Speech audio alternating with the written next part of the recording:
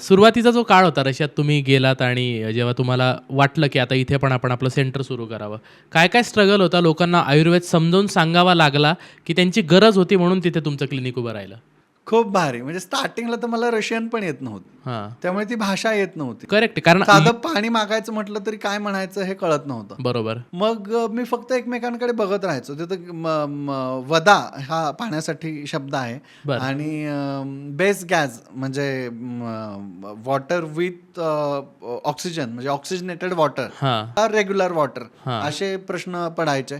आणि काय म्हणजे जेवताना अडचण यायची, खाता पिताना अडचण यायची, खूप छोट्या. आणि त्याच्यात तुम्ही मगाशी सहज अनऑफिशियली आपण गप्पा मारत होतो तेव्हा तुम्ही म्हटलात की तुम्ही व्हेज खाता की नॉन व्हेज. हां, हां. तिथून तिथली सुरुवात झाली की बरोबर. 2 मित्र आम्ही जे होतो एकाच रूममध्ये होतो.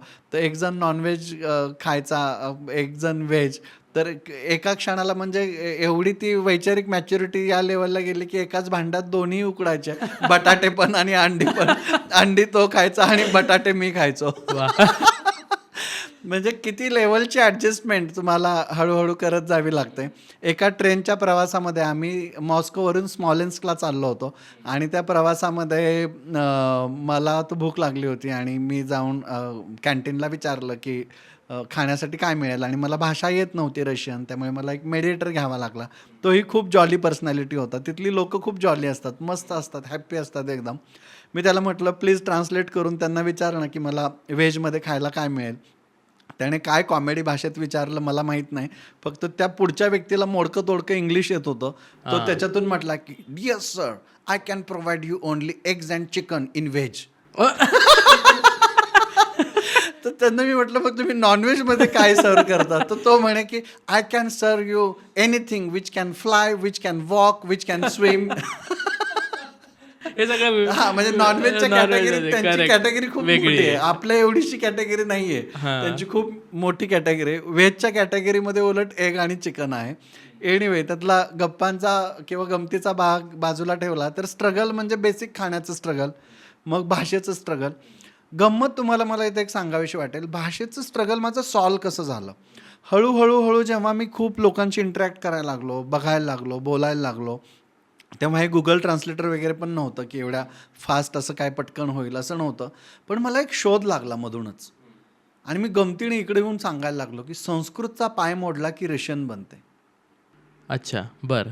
बघा तुम्हालाही वेगळं वाटलं ना हां, वाक्य. मी ते म्हणजे अॅनलाईज करायलाच वेळ लागतो. मराठीच्या पुढे दंड लावला की संस्कृत संस्कृत बनते. होते, कारण correct. दोघांचा फॉन्ट एक आहे देवनागरी. देवनागरी. तसं मी गमतीने म्हणतो की बोलताना संस्कृतचा पाय मोडला ना अच्छा. की रशियन बनते. हां, फॉर एक्झाम्पल? फॉर एक्झाम्पल बघा आपण संस्कृतमध्ये काय म्हणतो, एकम, हां. द्वि, त्रि, त्रि, चतुर. बरोबर, हां. चतुर, पंचम, हां, षष्ठ, षष्ठ, सप्त, सप्तम, अष्ट, नवम, दशम. रशियनमध्ये काय म्हणत असतील? आजिन, द्वा, त्रि, चितीर, प्याच, सेट, सेम, वोसिम, देशिच. ओ. किती जवळची भाषा खूप आहे. जवळ आहे. स्यूत का किंवा कुर्त का, आपण जी सॅक वापरतो किंवा पिशवी वापरतो, स्यूत का. शर्टला कुर्ता आपल्याकडे म्हणतात, हां. कुर्त का. बरं. ओके. साखर, साखर. हां. आधी मी शुगर मागायचो त्यांना कळायचीच नाही. हां. आणि मी सहज म्हटलं यार साखरेला काय म्हणत असतील. तर ते म्हटले डू यू वॉन्ट साखर. म्हणजे साखरला साखर, साखरच म्हणतात. साखरच अच्छा, म्हणतात. ओ. चषका, लोशका, खूप शब्द कॉमन आहेत खूप. म्हणजे मला असं वाटतं की काहीतरी पूर्वीचं बॉन्डिंग रशियाचं आणि भारताचं आणि संस्कृत भाषेचं खूप मोठं असणार आहे. ती लोकंसुद्धा आपलं मित्रराष्ट्र आहे, खूप जवळचं समजतात ते आपल्याला. कोणत्याही रशियन व्यक्तीबरोबर 40-45च्या पुढची लेडी तिच्याबरोबर तुम्ही सहज इंडियन आहात म्हणून गप्पा मारायला लागा, तुमचा अर्धा तास जातो. मिथुन चक्रवर्ती नाव घेतात आणि जिमी जिमी आजा आजा गाणं वाजवल्याशिवाय ते तुम्हाला सोडतच नाहीत. बरं. तुमच्याबरोबर डान्स करतील ते. एवढे ते फॅन आहेत आयुर्वेदाचे किंवा भारताचे, संस्कृतीचे, इथल्या सगळ्याच गोष्टींचे. भारताचं खरं मित्रराष्ट्र कोणी असेल तर ते रशिया आहे. अगदी बरोबर. म्हणजे आपण इकडे युद्ध वगैरे जर करायला लागलो तर आपण रशियाला विचारत पण नाही की तुम्ही आमच्यासोबत अगदी, आहात अगदी. की नाही. आपण धरून चालतो हे मग आहेत. तुमचा एखादा मित्र असतो ना जवळचा, तुम्ही तो हां. गृहीतच गृहीत धरता. धरतो. त्याच्या जीवावर आपण हां, उड्या मारतो त्याच्या तिकडे. जीवावरती उड्या मारतो. तो सोबत आहेच आहे. क्या बात तसं आहे. ते आपलं आणि त्यांचं रिलेशन आहे. ओके, हे त्यामुळे रशियात ग्रो व्हायला सर वेगळी मजा आहे. बरोबर. तिथे एक वेगळा आनंद आहे. तिथली लोक आपल्यासाठी खूप सपोर्टिव्ह असतात, कोऑपरेटिव्ह असतात, आपली काळजी घेत असतात. आणि मला असं वाटतं की ती लोक आपल्या संस्कृतीला पण खूप फॉलो करतात. त्यामुळे तुम्ही इस्कॉन टेम्पल्समध्ये बघा किंवा तुम्ही आपल्या सगळ्या गोव्यापासून सगळीकडे म्हणजे तुम्हाला आपल्याकडे रशियन खूप फ्रिक्वेंटली येताना बघायला मिळतील बरोबर. आणि ते नुसते रिटर्न जात नाही, ते आपली संस्कृती घेऊन परत जातात आणि त्यामुळे ती लोक इंडियन ट्रॅडिशनल सिस्टीमला, योगासनांना, आयुर्वेदातल्या सगळ्या उपचारांना खूप स्ट्रॉंगली फॉलो करतात आणि कदाचित हेच एक कारण असेल ज्याच्यामुळे तिथे आपल्याला क्लिनिकचे बेस वाढवता आले. अच्छा. हा खाण्यापिण्यातला किंवा कम्यूटमधला, भाषेतला हा स्ट्रगल झाला. ॲक्च्युअल जेव्हा तुमची प्रॅक्टिस सुरू झाली, तर लोकांपर्यंत आयुर्वेद नेऊन पोचवावा लागला, की लोकं अवेअर होती आयुर्वेदाबद्दल, ती स्वतःहून आली? तो काय प्रवास होता? खूप चांगला प्रश्न आहे. अजूनही जर तुम्ही ऑफिशियली विचाराल, तर कसं आहे की तिथे वेगवेगळ्या ट्रॅडिशनल मेडिसिन्सला खूप मान्यता नाही आहे. पण तिथे रशियन हर्ब्स किंवा रशियन ट्रॅडिशनल मेडिसिन्सला मान्यता आहे. अच्छा. मग मला हा प्रश्न मलाही पडायचा वेगवेगळ्या कंट्रीमध्ये गेल्यानंतर. मग त्याचा वेगळा शोध घ्यायला सुरुवात केल्यानंतर असं जाणवलं की सगळ्यात जुनं काय आहे? आयुर्वेद. आयुर्वेद. आता जी मॉडर्नची मेडिसिन आपण म्हणतो त्यांचा काळ किती? 200-250 वर्षांचा. बरोबर? जास्तीत जास्त 150 पासून ते प्रोग्रेस झाली. मग ही परिस्थिती फक्त भारतावरती नसेल ना, सगळ्याच जगावरती असणार आहे ना. करेक्ट. मग रशियामध्ये बघितलं तर तिथे सुद्धा त्यांची ट्रॅडिशनल मेडिसिन थेरपी आहे. बरं. चायनात बघितलं तरी त्यांची चायनीज ट्रॅडिशनल मेडिसिन थेरपी आहे. हेच तुम्ही जपानमध्ये जा, भूतानमध्ये जा, श्रीलंकेत जा, ऑस्ट्रेलियामध्ये जा, नेदरलँड्समध्ये जा, जर्मनीमध्ये जा, सगळीकडे आपापल्या कंट्रीच्या ट्रॅडिशनल मेडिसिन सिस्टीम आहेत आणि प्रत्येक कंट्रीने आपापले ट्रॅडिशनल मेडिसिन सांभाळणं म्हणजेच आयुर्वेद सांभाळणं. बरोबर. कारण ती तिथल्या नेटिव्ह गोष्टीतून तयार झालेली, तिथल्या पालापाचोळ्यातून तयार झालेली. आपल्याकडे लिंबाचं झाड असेल तर तिकडे महानिंब असतं, म्हणजे निंब. आपल्याकडे निंब असेल तिकडे महानिंब असेल. एखादी गोजिव्हा आहे तिकडे महागोजिव्हा असते. म्हणजे सगळं सेम आहे. आपल्याला फक्त असं वाटत असतं की खूप वेगळी कंट्री बदलली म्हणजे काहीतरी बदललं. तिथली माणसं पाणीच पितात, हो. तिथली माणसं जेवणच करतात. अन्न, वस्त्र, निवाऱ्यासारख्या ज्या आपण मूलभूत गरजा म्हणतो तशा त्यांच्याही गरजा त्याच आहेत, काही बदललेल्या नसतात. बरोबर. आणि जो जागतिक आयुर्वेद डे होतो, तो रशियामध्ये पण फार जोरात सेलिब्रेट होतो. प्रत्येक कंट्रीमध्येच आता तो होऊ लागलेला आहे. पर्टिक्युलरली मॉरिशियस, रशिया, नेदरलँड्स या कंट्रीमध्ये किंवा दुबईमध्ये, ऑस्ट्रेलियामध्ये, लंडनमध्ये तो अजून चांगल्या पद्धतीने सेलिब्रेट होतो. क्या बात आहे. डॉक्टर. मी तर सगळ्यांनाच म्हणेल, इनफॅक्ट आयुर्वेदातले सुद्धा जे प्रेक्षक इथं विद्यार्थी म्हणून ऐकत असतील त्यांच्यासुद्धा माझं सांगणं असेल की इथल्या इथं कॉम्पिटिशन करणं बंद करा. आता थोडंसं एक एक कंट्री पकडा. अख्ख्या कंट्रीला आयुर्वेद शिकवण्याची गरज आहे. खरं आहे. एक एक कंट्री पकडा आणि त्या त्या कंट्रीमध्ये स्वतःलाही एक्सप्लोअर करा, शास्त्रालाही एक्सप्लोअर करा. तुम्हाला स्कोप भरपूर आहे. आणि हे फार चांगलं चित्र आहे की बाहेरच्या देशातली लोक पण आता आयुर्वेदाला वेलकम करायला लागली आहेत. अगदी. आणि सर, अशी कुठली आयुर्वेदिक औषधं आहेत की भारतीयांसाठी ती अगदी दुर्लक्षित आहेत किंवा त्यांना त्याची काही किंमत नाही आहे, बरोबर. पण बाहेरच्या देशातल्या लोकांना त्यांचं फार अप्रूप आहे? अशी कुठली औषधं आहेत? सर, मी नेदरलँड्समध्ये होतो. नेदरलँड्समध्ये माझं त्यांनी धन्वंतरी जयंतीच्या दिवशीच म्हणजे वर्ल्ड आयुर्वेद डेलाच एक व्याख्यान ठेवलं होतं. साई मंदिरमध्ये त्यांनी एक पूजा वगैरे पण आखली होती. ती पूजा वगैरे झाल्यानंतर एका क्युर्किडिन या कंपनीच्या कॅप्सूलच्या ओपनिंगला त्यांनी मला बोलवलं होतं आणि ते ओपनिंग वगैरे झाल्यानंतर त्यांनी पुढे येऊन इंडियातून एवढे मोठे डॉक्टर आलेत तर एक 2 शब्द बोला म्हणून त्यांनी बोलायला लावलं. तर मी आपलं भारत, क्युर्किडिन म्हणजे हळद, हळदीचं महत्त्व आणि त्याची माहिती देत होतो आणि मी सहज बोलताना त्यांना म्हटलं की मी तुमचं कॉंग्रॅच्युलेशन्स करतोय कारण तुम्ही हळदीसारखं एवढं महत्त्वाचं औषध हे कॅप्सूल फॉर्ममध्ये अख्ख्या नेदरलँड्समध्ये मिळेल अशा पद्धतीने तुम्ही सोय केलेली आहे, तर मला याचं कौतुक वाटतंय.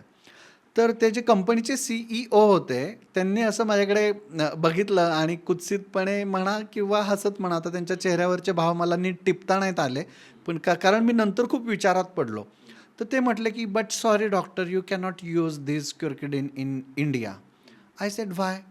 ही said we have created this capsule from the cow dung. काव गट, सॉरी, हां. म्हणजे गायीच्या गट पासून त्यांनी त्या कॅप्सूलचं जिलेटिन बनवलं होतं. बरं.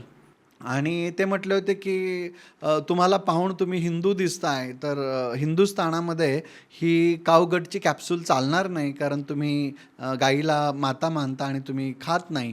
त्यामुळे आम्ही भारताच्यासाठी वेगळ्या कॅप्सूलच्या शोधात आहोत, पण आम्ही नेदरलँडसाठी म्हणून फक्त ही लॉन्च केली.